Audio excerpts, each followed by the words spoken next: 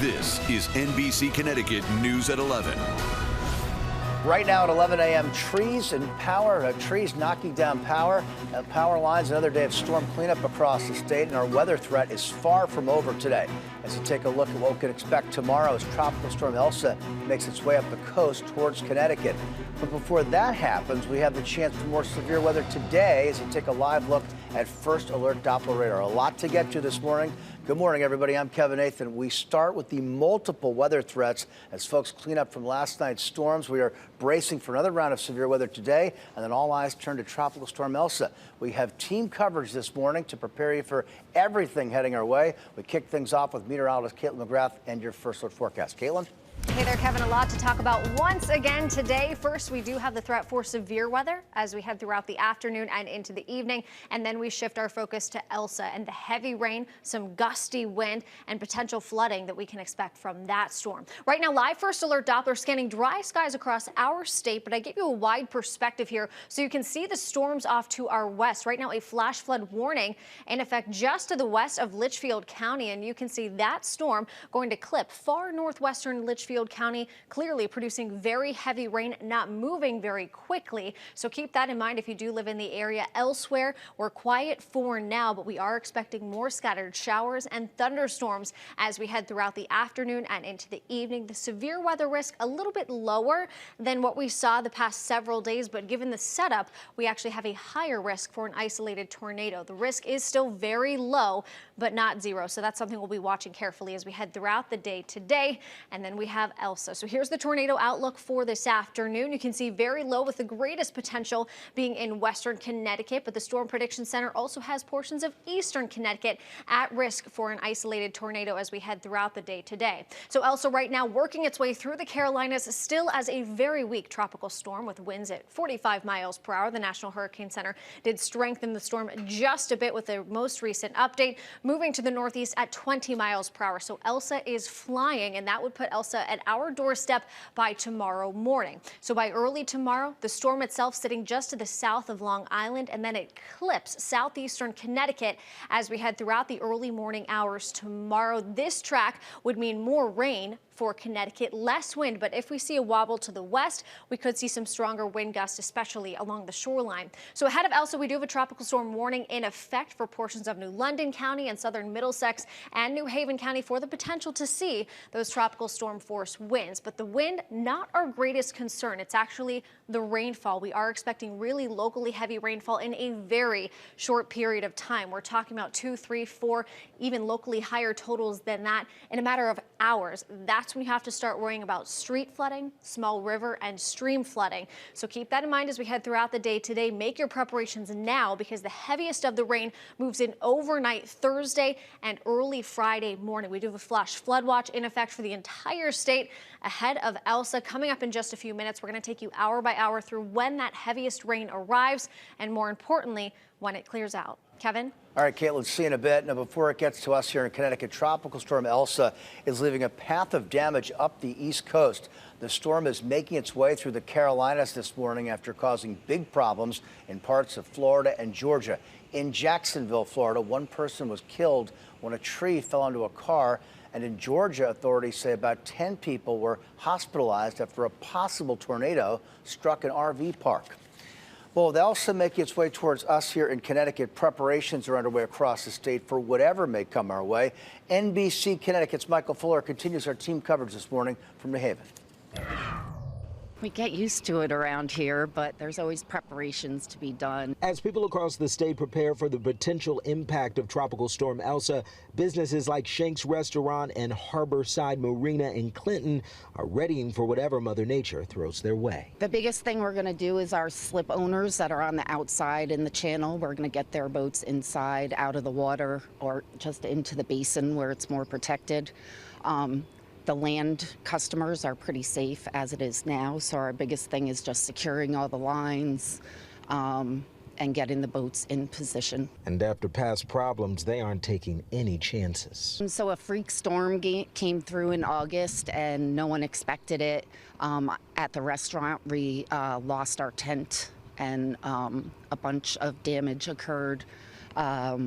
We were closed for 4 days and lost a lot of business. Our worst fear is losing power.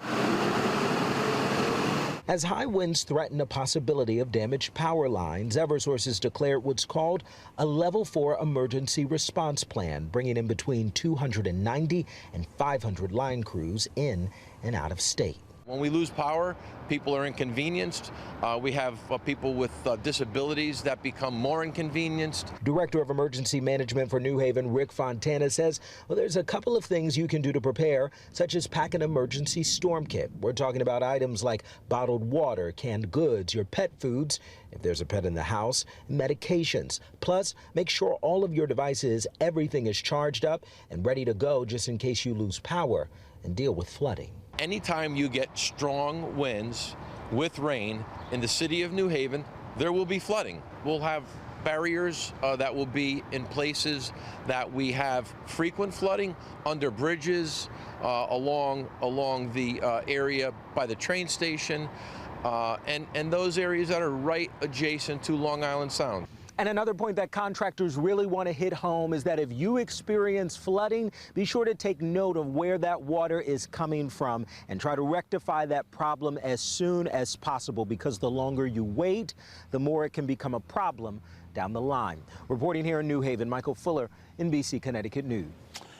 And with flooding being a big concern with Elsa, experts suggest you take time today to walk around your home, make sure there are no low spots or holes that could allow water to pool near the foundation. Another piece of key advice is to make sure you have gutters that extend out to allow better drainage. If you have a floor drain, you want to make sure that floor drain in your house, is free and clear. So if you have stuff stored down there, you might want to elevate it and make sure the pathway from wherever you think the water could be coming through is a clear shot to your floor drain. Water damage is the worst. Been there, done that. And during the storm, check your basement as often as you can. And if you can, possibly use a wet vac to clean up any water damage you may end up getting. And while we're looking ahead to the storms today, the impact from Elsa as well, there are plenty of people still cleaning up for the damage from last night's round of storms. NBC Connecticut's drone ranger giving us an exclusive look at this house in Manchester. Check it out. A tree came crashing down there. NBC Connecticut's Jennifer Joas takes a closer look at the damage and the cleanup. Cleanup efforts are underway yet again this morning after another strong storm moved through last night. Look at this bird's eye view from Drone Ranger of damage to this home on Woodland Street in Manchester. A large tree branch broke off and pierced this roof, leaving a huge mess to clean up. Over in Simsbury, this line came down, forcing a road closure on Cardinal Road, and a large double-trunk pine tree snapped on Farmstead Lane. I did get a phone call from my wife, a little frantic. She said, you know that one tree we left in the yard? I go, yeah. She goes, it's no more. Chris Medvey tells us they recently had 3 big trees in their front yard for the last 23 years. But just last week, they decided to take 2 of them down. Medvey says the town looked at the third and it looked healthy. That's the tree that snapped. It happened around 4:30 yesterday afternoon. Before any rain hit, there was just a bunch of wind gusts. And it's funny, this tree has been through a lot since we've been here. A lot heavier duty storms than this. And it was kind of funny that this one kind of got it. His street was closed as the highway department cleared the debris. A reminder, as more storms are heading our way, be careful driving around and don't pass road closed signs. As our NBC Connecticut cameras captured 2 incidents yesterday where drivers drove right into downed wires and trees. In Simsbury, Jennifer Joas, NBC Connecticut News. Man, I hadn't seen that last piece of video. Scary stuff there. Well, much of eastern Connecticut was impacted by this storm. Take a look at the damage there on Brickyard Road. That's in Woodstock. We're told there are multiple trees down in that area. You can also see some power lines hanging as well. You got to watch out for that. And this tree came crashing down on Doncaster Road in Bloomfield. We're told power was knocked out in the area as a result. At last check, less than 300 people in that area are still in the dark. You're going to want to stick with NBC Connecticut for continuing coverage of today's storm threat and Tropical Storm Elsa. We'll have updates on the air, online, and on the free NBC Connecticut app as the storms move closer to Connecticut. Busy day for the weather department. Still to come here on the news at 11, a heartbreaking shift. It is now a recovery mission at the collapsed condo in Florida. The delicate process as crews try to bring closure for the families impacted. Plus, could those rescue crews soon include rats? How Connecticut researchers are training rodents to help search during the next disaster. And a rise in COVID cases gets a new name, why some health officials are now calling it COVID-21.